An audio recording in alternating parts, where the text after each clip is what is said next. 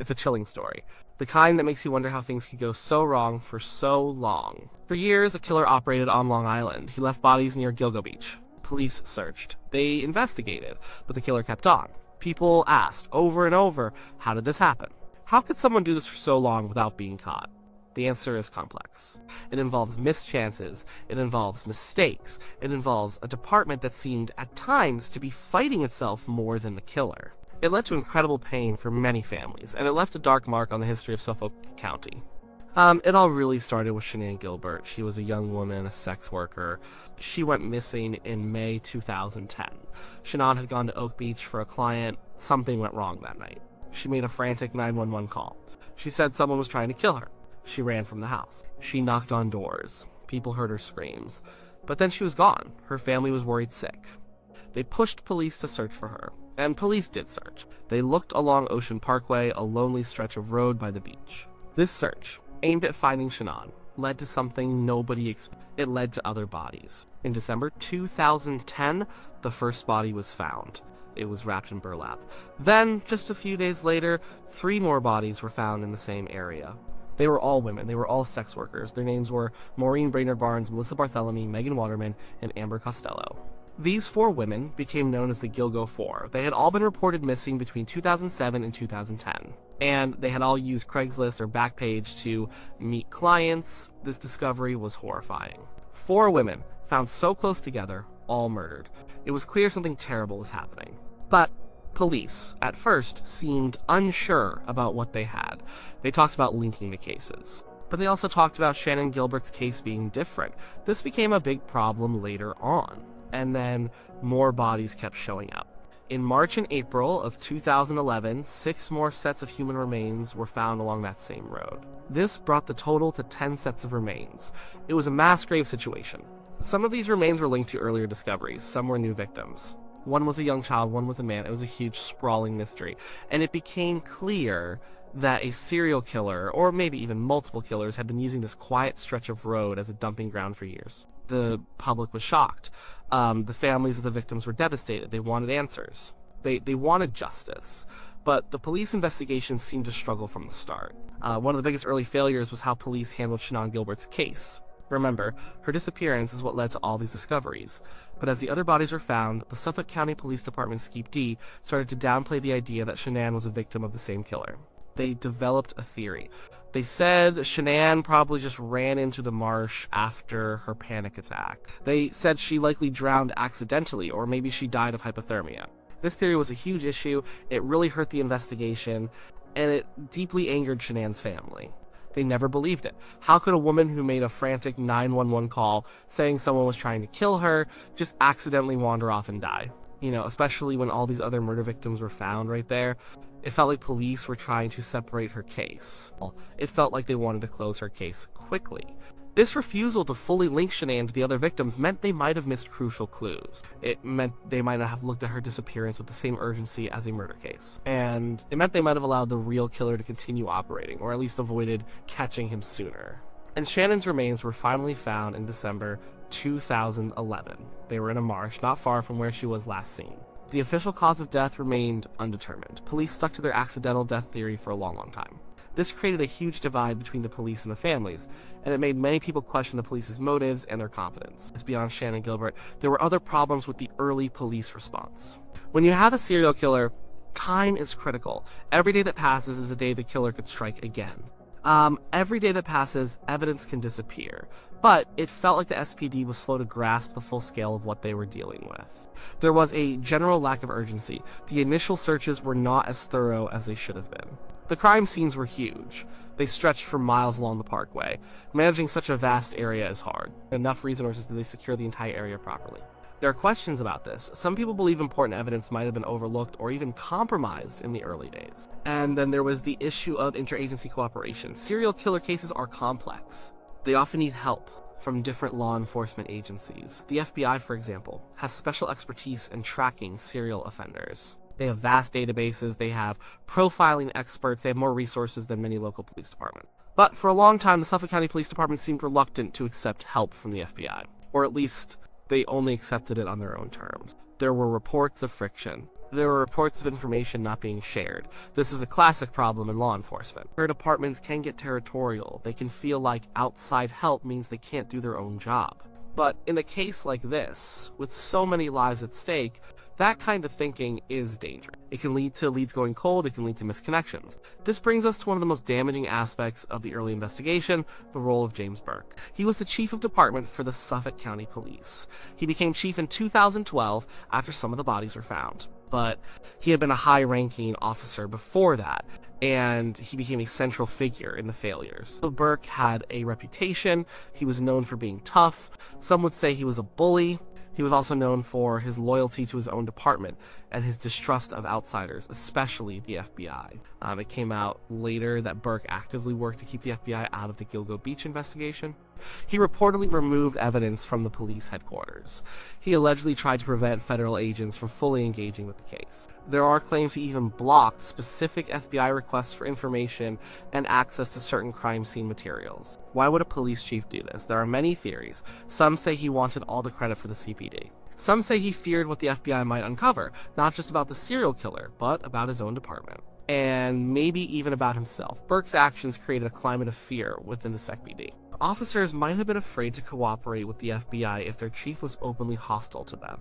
This kind of leadership creates silos. It stops the free flow of information, and that's a disaster in a complex murder investigation. Burke's story took a dramatic turn.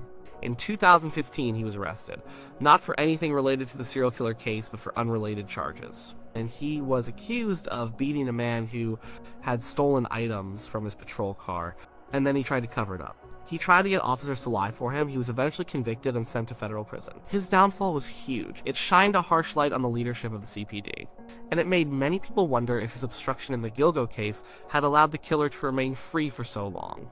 Think about it, the head of the police department was actively sabotaging a serial killer investigation. It's almost unbelievable, but it happened, and it definitely delayed progress. It meant that crucial forensic work might have been delayed. It meant that leads that the FBI could have pursued were left untouched. It meant valuable insights from federal profilers were ignored. It was a massive, self-inflicted wound for the investigation. And then there was the way the victims were seen.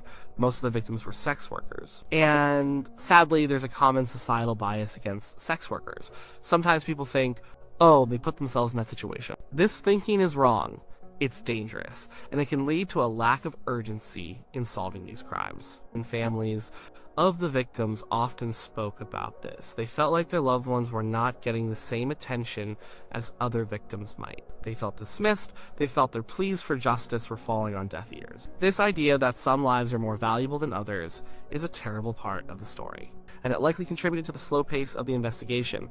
If the public, and by extension the police leadership, don't see the victims as worthy, the pressure to solve the crimes lessens. Resources might not be allocated as quickly, the drive to catch the killer might not be as fierce.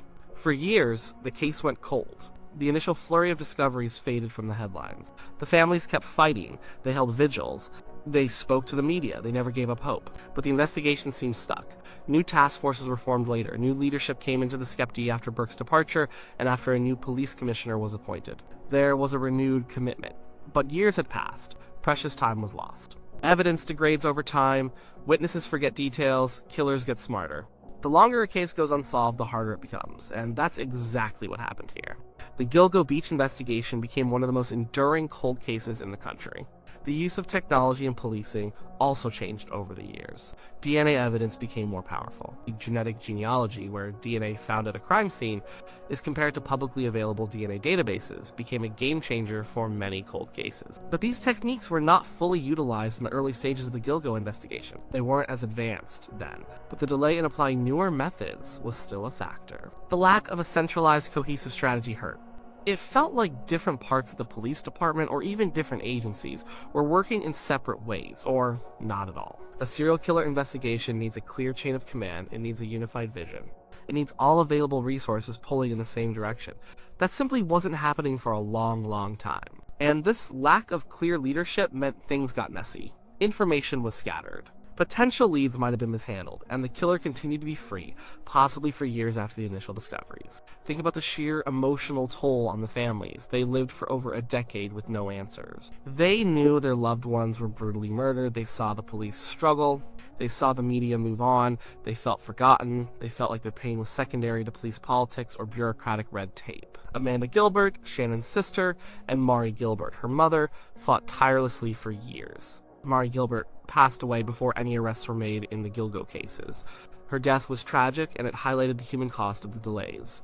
These families weren't just waiting for justice, they were actively pushing for it, sometimes even doing their own investigating because they felt the police weren't doing enough. That's a heavy burden to put on grieving families. The case lingered. It became a source of shame for Suffolk County. The bodies were found in a picturesque area, a place where families go to the beach. But it became known as a place of death. The image of the police department suffered greatly. Our public trust eroded. People wondered if their own safety was truly a priority. Eventually, things started to change. A new administration took over the Suffolk County Police Department. There was a renewed push. The task force was strengthened. They brought in outside help, including the FBI, but this time it was a more collaborative effort.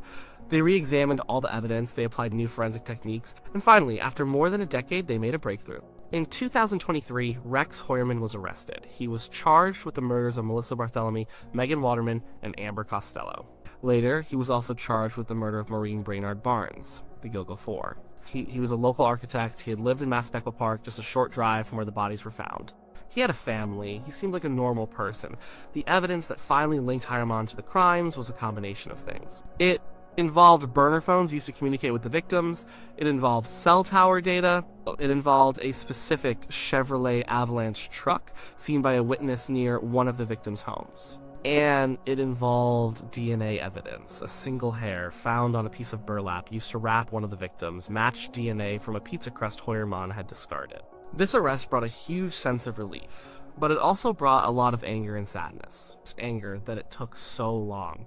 Sadness for the victims and their families who suffered for years without answers. The fact that the killer lived a seemingly normal life right under the noses of law enforcement for so many years is hard to stomach. Hoyerman's home was searched extensively. They found more evidence, they found more connections. And it became clear that the person responsible had been operating for a very long time. The question remains, could this have been avoided? Could Hoyerman have been caught sooner? Many people believe the answer is yes. If the initial investigation had been more coordinated, if the SPD had fully embraced FBI help, if the former police chief hadn't actively obstructed the investigation, if Shannan Gilbert's disappearance had been treated as a murder from the start instead of an accidental death, if there hadn't been a bias against the victims, all of these failures contributed to the years the killer was free. The Gilgo Beach serial killer case is a stark reminder of what happens when law enforcement fails.